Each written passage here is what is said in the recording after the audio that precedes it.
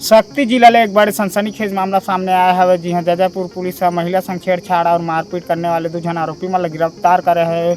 नमस्कार, जय जोहार। आप मन देखा सो जन संदेश छत्तीसगढ़ और मैं हूँ अजय महंत।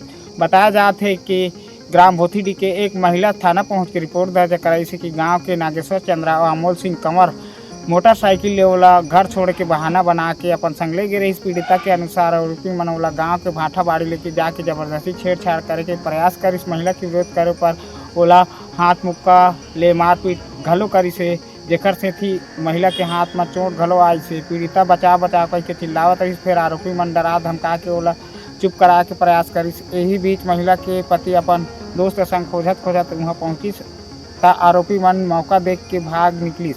मामला की गंभीरता ला देखते हुए जजापुर पुलिस तत्काल कार्रवाई करते हुए 2 जन आरोपी ला गिरफ्तार कर ली से।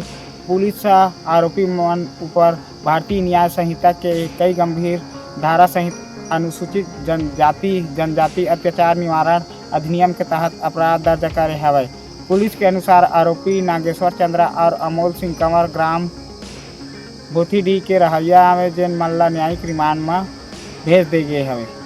एक कार्यवाही में थाना जजापुर पुलिस टीम के विशेष भूमिका रही से महिला संग जुड़े मामला में शक्ति पुलिस लगातार कार्यवाही करत हवे। एक खबर ऊपर आप मन के का राय हवे कमेंट करके जरूर बताओ। जय जोहार।